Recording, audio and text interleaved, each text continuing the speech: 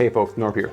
So SoundPEATS just came out with their new Engine 4 wireless earbuds. They advertise high-res audio, 12.5 hours of battery life, and dual audio drivers, which makes these a pretty interesting little pair of earbuds, especially for the $60 price. You'll hear me say that a lot, by the way. SoundPEATS makes a lot of promises with these. Do they deliver? Let's find out.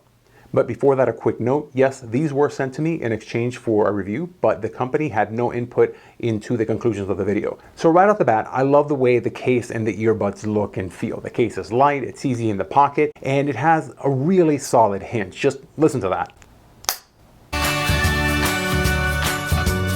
And I'm a big fan of the polished pewter look. They have the standard true wireless earbud shape, and I found them comfortable. They also come with the small, medium, and large silicone ear tips, which is great because the way those fit will always impact things like how much sound gets through, especially because these don't have active noise canceling. Also, a good seal means better bass. And using the EQ, you can get some fantastic deep bass. I mean, this was great rumble.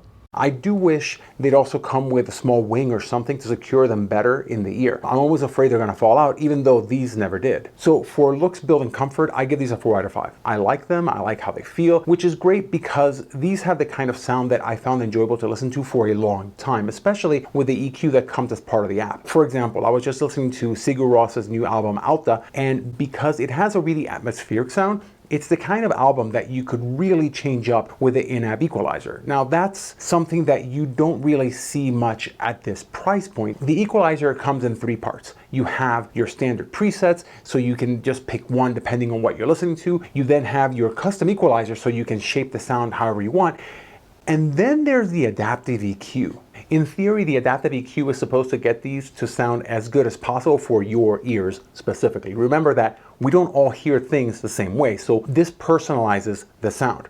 The only problem I found is that it doesn't really take your tastes into consideration. The way that the test goes, it just asks you whether you can hear certain frequencies at certain volumes. If the answer is yes, then that frequency is set to that volume. If the answer is no, then they'll test it again at a higher volume. So clearly, it's not a replacement for a medical exam. The results I got were decent, but I wasn't in love with the sound signature that ultimately came out. Yes, I could hear everything clearly. It sounded good, but I wanted to be able to take that sound and make a few changes to it. Maybe a little extra bass or a little extra treble. Just because something is clear doesn't mean it is what I prefer. So the concept is great. It just needs a little slightly better execution. Also, the adaptive EQ can change drastically depending on your environment and the time of day. So any sound outside, like the buzzing of a fridge, for example, or if you've just been listening to loud music for the past few hours, that will all skew the results. So my recommendation is this: do this somewhere quiet, maybe do it the first thing in the morning, and do it with your eyes closed. This way, you'll stop your brain from trying to fill in the sound that you think you're supposed to be hearing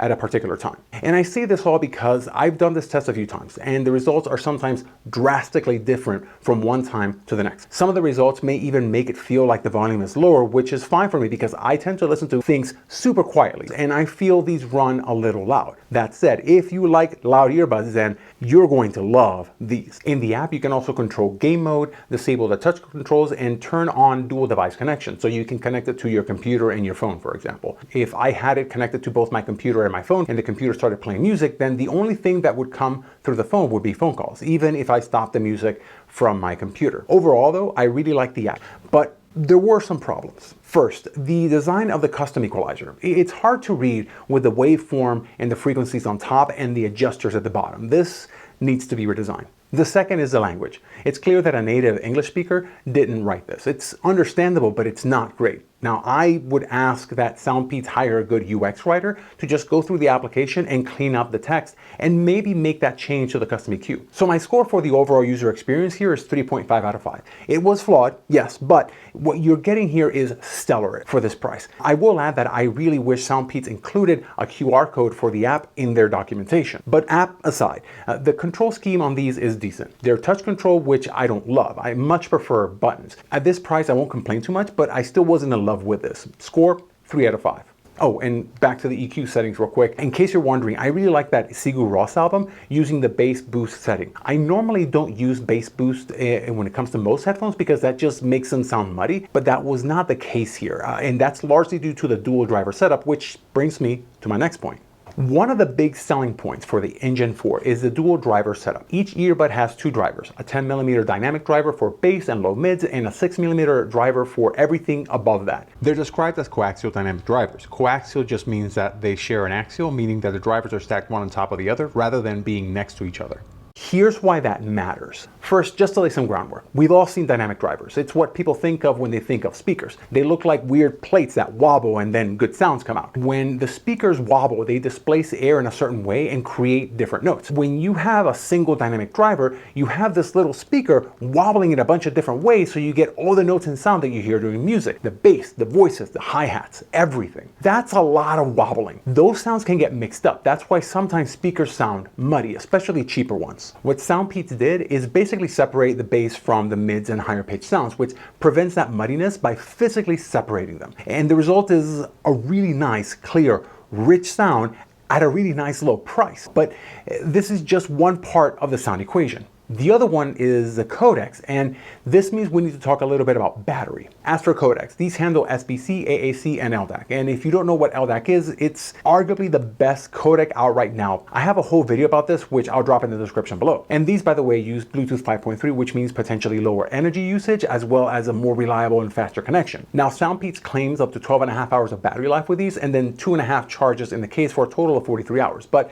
that's only if you're using these on SBC. Most people will use either AAC if they're on an iPhone or LDAC if they're on Android. If you're using either one of those, the battery life changes. If you're on an iPhone using AAC, then you can expect between 11 and 11.5 hours. And if you're on Android using LDAC, then that time drops to 8 hours and 28 hours total with the case. So just to verify, I tested all of these myself and SoundPEATS was spot on. In fact, I actually got slightly better battery because I didn't ever actually use it at the 60% volume that they set their benchmark at.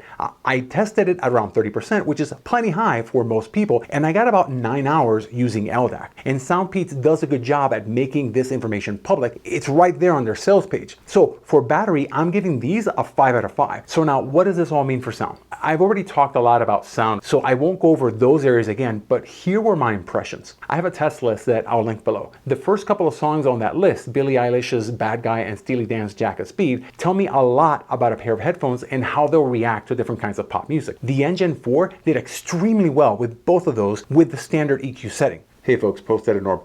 I wanted to go ahead and expand a little bit on the music and my impressions of it. So we'll start with Billie Eilish and Bad Guy. So it starts with a deep rumbling bass to that, and you get a nice kick with it. If you decide to go ahead and use the EQ to bump up the bass, you're really going to feel it with these, and I thought that was absolutely fantastic. The later parts of the song, you start hearing the voices, you start hearing the positional sounds, you start hearing a lot of highly produced elements, and all of those come out very clearly with these. The separation of the two drivers actually makes it so that you have a wider range, or it feels like you have a wider range. The sound is not by any means relaxed at any point. It's also not tight. It's also not exhausting. Now, obviously that depends on the EQ settings that you do, but I'm talking about the default EQ settings here. I never once found them exhausting. Now, moving on to Jack of Speed. This is one where you have a lot of instrumentation that sits right in the middle. You have human voices, you have guitars, you have saxophones, and all of this plays really, really well in the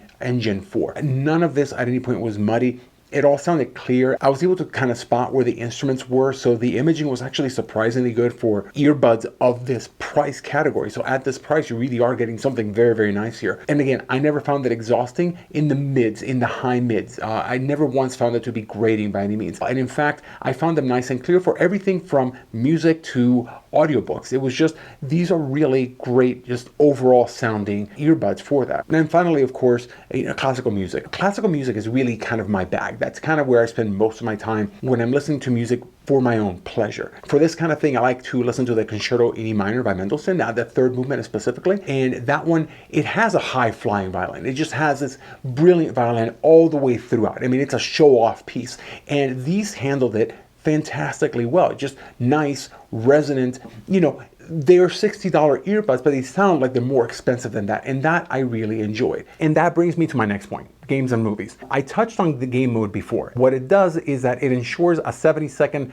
low latency mode. I'll be honest, latency was fine for me regardless of whether the mode was on or off, but if this is something you pay attention to, then here you go. For movies and games, the Engine 4 are great for both sound positioning and the overall excitement. It was a lot of fun to watch shows and movies with these. So yeah, solid sound, details, and just overall fun.